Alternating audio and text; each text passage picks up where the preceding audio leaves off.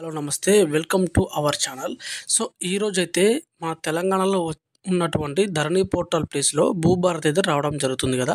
So, ఈ యొక్క భూభారతి దానికైతే గవర్నర్ అయితే ఆమోదం అయితే తెలపడం జరిగిందనమాట.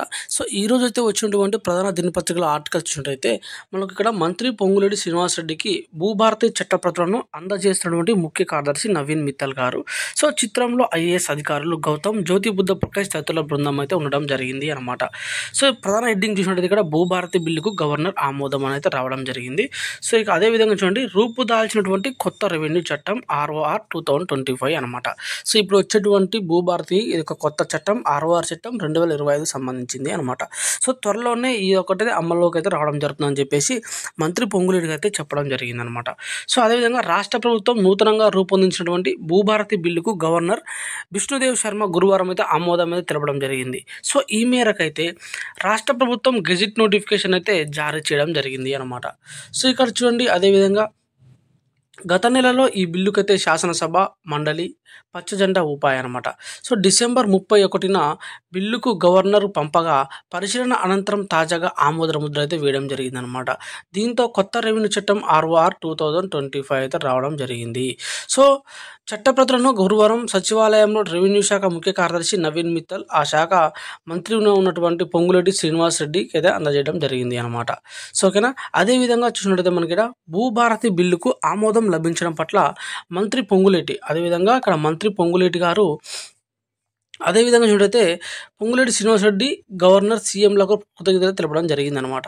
సో, గురువారం సచివాలయంలో నిర్వహించిన ఒక కార్యక్రమంలో ఆయన మాట్లాడుతూ రెవెన్యూ చట్టం 2020తో రాష్ట్రంలో సామాన్య ప్రజల రైతులు అనేక సమస్యలు ఎదుర్కొంటున్నారని తెలుసుకున్నారు. సో, ఈ యొక్క చట్టం అమల్లోకి వచ్చి 3 ఏళ్లు గడిచిన విధి విధానాలు మాత్రం రూపొందించలేదన్నమాట. ఏది రెవెన్యూ చట్టం పాతది 2020కి సంబంధించింది. రాష్ట్రంలో భూ సమస్య లేని గ్రామం లేదు. సో, అది అందరికీ తెలుసు. రాష్ట్రంలో అయితే భూ సమస్య లేని గ్రామం లేదనే విషయం అందరికీ తెలుసు అన్నమాట. సో, గత ప్రభుత్వంలో నాయకులు తమ స్వార్థ ప్రయోజనాల కోసం, గత ప్రభుత్వంలో ఉన్నటువంటి నాయకులు ఎవరైతే ఉంటారో వారు తమ స్వార్థ ప్రయోజనాల కోసం అనేది రెవెన్యూ వ్యవస్థను అయితే చిన్నాభిన్నం చేశారు. సో, అదే మనందరికీ తెలుసు. గత ప్రభుత్వంలో కొందరి గుప్పిట్లో ఉన్నటువంటి రెవెన్యూ సేవలను గ్రామ స్థాయి వరకు అందించడానికి మా ప్రభుత్వం అయితే విస్తృత చర్యలు చేపట్టిందని చెప్పేసి వారు ఈ యొక్క కార్యక్రమంలో తెలపడం జరిగింది. ప్రతి గ్రామానికి ఒక రెవెన్యూ అధికారిని కూడా నియమించబోతున్నామని వారు చెప్పడం జరిగిందనమాట. సో, ప్రజల ఆకాంక్షలను అనుగుణంగా ఇందిరమ్మ ప్రభుత్వం పనిచేస్తుందని, సో ప్రభుత్వం ఆలోచనలకు అనుగుణంగా రెవెన్యూ విభాగం పనిచేయాలని చెప్పేసి తెలుస్తుంది మనకి ఇక్కడ. అదేవిధంగా చూడైతే ఈ వ్యవస్థను ప్రజలకు చేరువ చేయాలన్నదే ప్రభుత్వం యొక్క లక్ష్యం అనమాట. సో, ఈ యొక్క వ్యవస్థ అయితే ఉందో దాన్ని ప్రజలకు చేరువ చేయాలన్నదే ఈ యొక్క లక్ష్యం అని చెప్పేసి చెప్పడం జరిగింది. సో, ఈ మేరకు అధికారులు, సిబ్బంది కలిసి పనిచేయాలని కూడా వారు చెప్పడం జరిగింది అనమాట.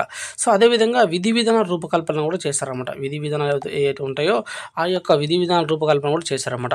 కొత్త చట్టం విధి విధానాల రూపకల్పనపై అధికారులు దృష్టి పెట్టాలని చెప్పేసి మంత్రి గారు అయితే ఇక్కడ సూచించారు అనమాట. సో, ప్రజలందరి అభిప్రాయాలను క్రోడీకరించి సామాన్యుల సంక్షేమమే ధ్యేయంగా భూభారతి చట్టాన్ని అయితే తీసుకొచ్చామన్నమాట. సో, వీలైనంత త్వరలో దీన్ని అందుబాటులోకి తీసుకొస్తాం.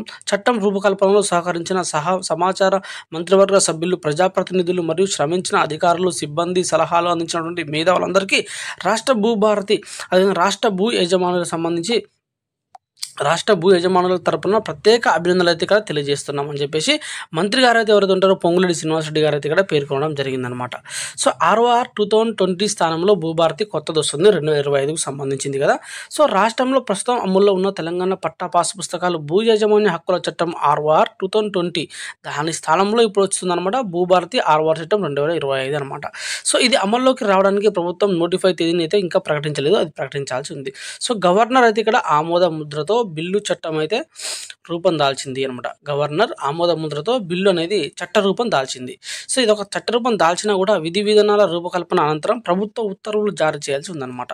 సో, ఆ రోజు నుంచే ఈ యొక్క కొత్త చట్టంతో పాటు ధరణి పోర్టల్ స్థానంలో భూభారతి పోర్టల్ అయితే అమల్లోకి వస్తుంది. ఇప్పుడు ఎమ్మటే అమల్లోకి రాదు. సో, తర్వాత అయితే అమల్లోకి అయితే రావడం జరుగుతుందన్నమాట. అదేవిధంగా ఈ యొక్క విషయాన్ని అయితే కొంతమంది నిపుణులు అయితే క్లియర్గా మనకు తెలియజేయడం జరిగింది. సో, ఇదండి ఈరోజు ఉన్నటువంటి భూభారతి రెవెన్యూ పోర్టల్పై కొత్త సమాచారం.